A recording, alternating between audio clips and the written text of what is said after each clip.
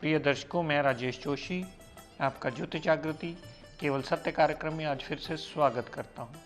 प्रिय दर्शकों, जैसा कि आप जानते हैं, हमारी काफ़ी लंबे समय से चर्चा हमारे लगन कुंडली के नवमेश को लेकर चली आ रही है और आज इस श्रृंखला का आखिरी दिन है। कल से मेरी कोशिश रहेगी कि आपको मंगलिक योग के बारे में विस्तृत रूप से जानकारी दूं, ताकि आप मंगलिक योग के वहम से निकल पाएं, क्योंकि मंगलिक योग एक वहम के अलावा कुछ है ही नहीं। सही मायने में अगर शास्त्रों को पढ़ा जाए या समझा जाए तो आपको बहुत ज़्यादा ज्ञान मिलेगा। और मेरे आने वाले कल से एपिसोड में ये कोशिश रहेगी कि आपको मंगल की या मंगलिक योग की विस्तृत रूप से जानकारी दे पाऊँ, ताकि आप सही दिशा में लाभान्वित हो पाएँ और इस वहम से निकल पाएँ। मंगल देवता की बात कर रहे थे प्रिय दर्शकों, मीन लगन की कुंडली में, जो कि नवमेश हैं। मंगल देवता जो कि नवमेश और द्वितेश हैं, दूसरे भाव के और नवम भाव के स्वामी हैं। कल तक हमने इसी श्रृंखला को कंटिन्यू करते हुए बात की थी कि अगर मंगल देव अष्टम भाव में पड़े हुए, आज इस श्रृंखला को आगे कंटिन्यू करते हुए मंगल देव अगर कुंडली के नवम भाव में पड़े हों, यानी कि कुंडली के मूल त्रिकोण भाव में और अपनी साधारण राशि में। और हाँ प्रिय दर्शकों, किसी का भी एपिसोड देखने में रह जाए तो कृपया YouTube पर जाकर इसे डेली देख सकता है और लाभान्वित हो सकता है। और अगर मंगल देवता यहाँ नवम भाव में स्कॉर्पियो राशि के ऊन साइन के पड़े हों, तो हम कुंडली देखते ही जातक को कहते हैं कि जातक बहुत भाग्यवान है। जातक अपना भाग्य अपने साथ लेकर के पैदा हुआ है। वो एक काम की तरफ एक कदम अग्रसर होगा तो काम 2 कदम उसकी तरफ चल के आएगा, क्योंकि भाग्यवान होना एक बहुत बड़ी बात है। भाग्य का साथ, क्योंकि आजकल हम जितनी भी कुंडलियाँ देखते हैं, इतने सारे लोग मिलते हैं, तो त्रिकोणाधिपतियों में एक आध त्रिकोणाधिपति ही ठीक होता है जिसके आश्रय उसकी ज़िंदगी चलती है। तो अगर मंगल इस लगन कुंडली में ओन साइन का नवम भाव में पड़ा है तो पिता की केयर करने वाला होगा जातक, पिता से बनती होगी, विदेश यात्रा भी कर लेगा। जातक धर्म को बड़ी कट्टरता से मानने वाला भी होता है। जातक का परिवार उसका साथ देता है, धन का आगमन कहीं ना कहीं होता रहता है। हाँ, वाणी थोड़ी सी उग्र होना एक स्वाभाविक सी बात मानी जाती है। यहाँ से मंगल देव ने जितनी दृष्टि 12वें भाव पर डाली तो व्यय में कमी आती है, फजूल के व्यय बहुत ज़्यादा नहीं होते।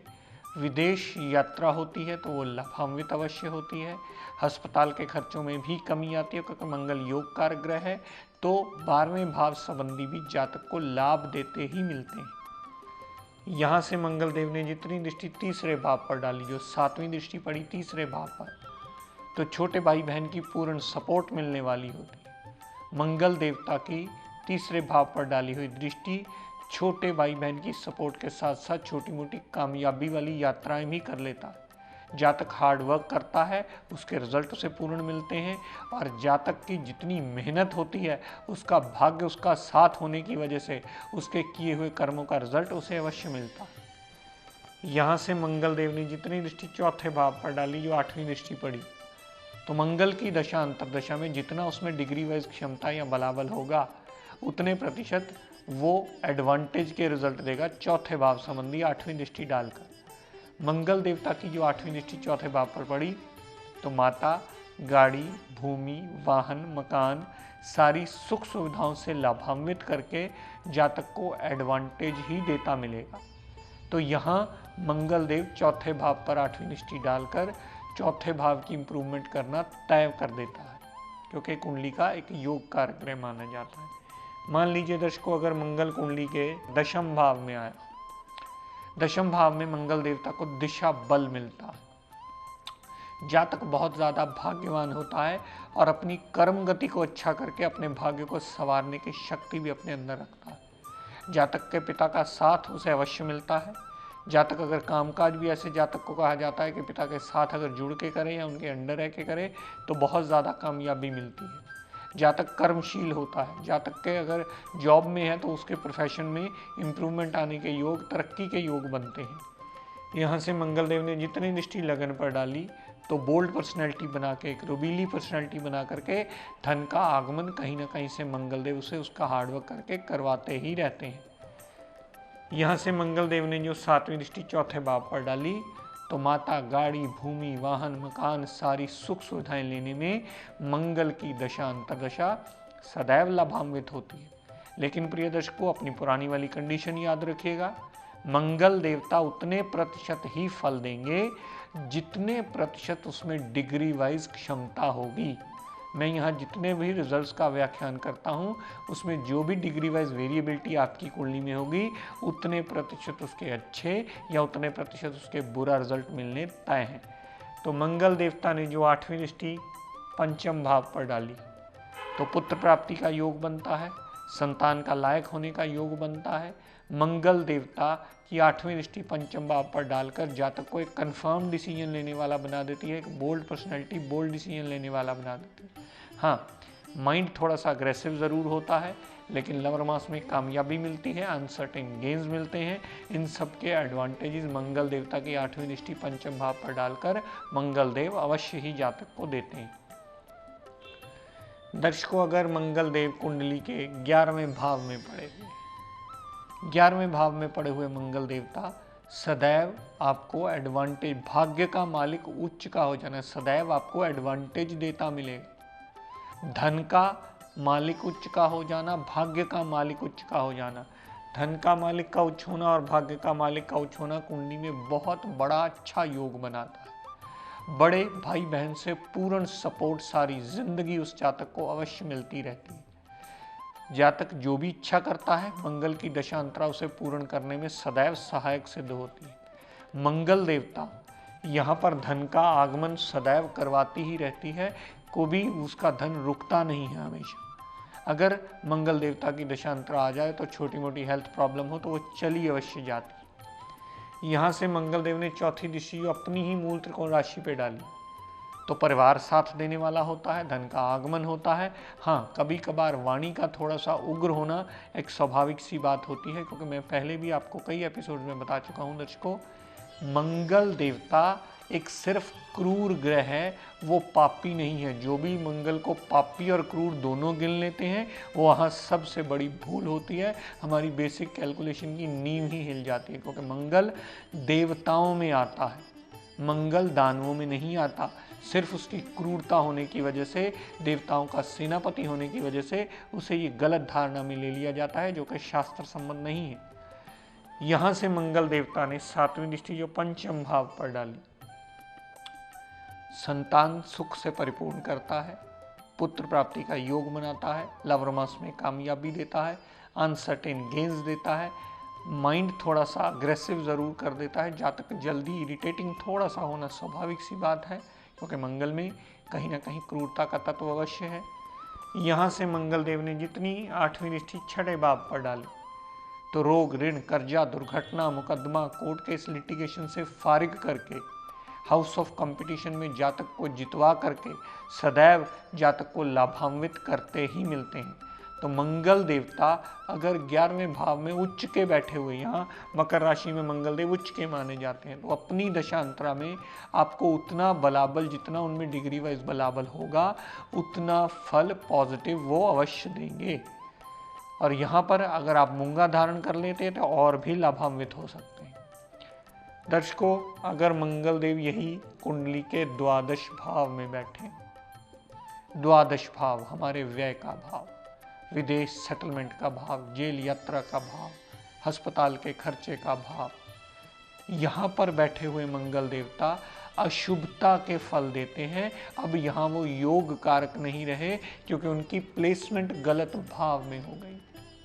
उनकी प्लेसमेंट का गलत भाव में होना, जब भी उनकी दशांतर दशा चलती है तो सदैव जातक को धन का आगमन नहीं होता, परिवार साथ नहीं देता और वाणी अननेसेसरी उग्र हो जाती है और भाग्य भी साथ नहीं देता, पिता से भी मनमुटाव होता है और जातक धर्म को भी जल्दी नहीं मानने वाला होता।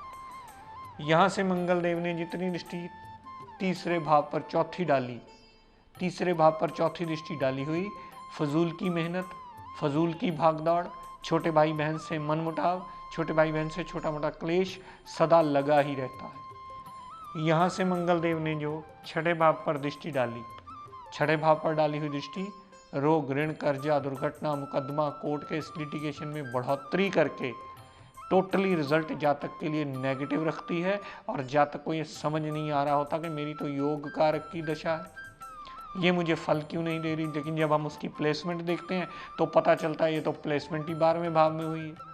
तो यहाँ पर अगर 12वें भाव में पड़ा हुआ मंगल देवता छठे भाव संबंधी भी सारे नेगेटिव रिजल्ट ही देगा। और मंगल की 8वीं दृष्टि जो 12वें भाव पर पड़ी वो सप्तम भाव पर बनती है, और वहाँ पर पार्टनरशिप में भी प्रॉब्लम, डेली वेजेस में भी प्रॉब्लम, और दाम्पत्य सुख में भी हमेशा कला कलेश ही मचने का योग बनता है। और गलती फिर वही पुरानी आपने कर ली कि अगर इसका रतन धारण कर लिया, अगर वो द्वादश भाव में उदय अवस्था में पड़ा हुआ, तो सदैव आपकी दिक्कत परेशानियों में यही मंगल देवता जो आपका भागेश कहा जाता है, ये प्रॉब्लम में बढ़ोतरी करता मिलेगा। हाँ, एक अवस्था है तो आप धारण कर सकते हैं, लेकिन अगर उदय अवस्था है और आपने 12वें भाव में पड़ा हुआ मंगल देवता का रतन मूंगा भागेश समझ के पहना, तो आप बैल मुझे मार वाला काम कर लेंगे, आप पैसे खर्च करके मुसीबत मोल ले लें। अगर आपका मंगल 12वें भाव में पड़ा है और उसकी दशांतरा चल रही है, तो सिर्फ और सिर्फ आप उसका पाठ पूजन कीजिए, उनका सिमरण कीजिए, उनकी व्रत कीजिए, उनका आरती पूजन कीजिए। मंगलवार का व्रत किया हुआ, या जो मंगल के कारक रिलेशंस हैं, छोटे भाई बहन के रिलेशंस माने जाते हैं, अगर आप उन रिलेशन में सुधार लाते हैं तो भी मंगलदेव खराब रिजल्ट 12वें भाव के आपको कम करेगा और आपका जीवन यापन जीने लायक बनाएगा। तो मंगल देवता प्रिय दर्शकों वही है कुंडली में जो कि दूसरे और नवम भाव के स्वामी हैं, लेकिन उनकी प्लेसमेंट हमें डिसाइड करके ये बताती है कि अब ये कितना अच्छा या कितना बुरा फल देने के काबिल बना है।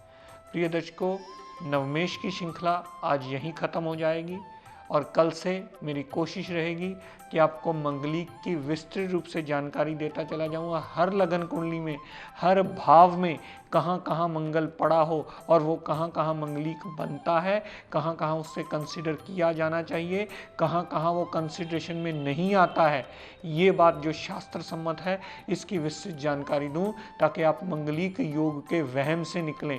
क्योंकि हमने बहुत सारी पत्रियाँ देखी होती हैं जिनका मंगलिक से कोई लेना देना नहीं होता, लेकिन सिर्फ कुछ भावों में पड़े देख करके मंगल को बोल दिया जाता है कि ये मंगलिक है, जो कि कभी शास्त्र संबंध नहीं है। अगर मंगलिक का विवरण शास्त्रों ने दिया है जो बहुत बाद में दिया गया है, तो उसके कैंसलेशंस के पॉइंट भी दिए गए हैं जो कि शास्त्र संबंध है, लेकिन बहुत सारे लोग उसको जानना ज़रूरी नहीं समझते।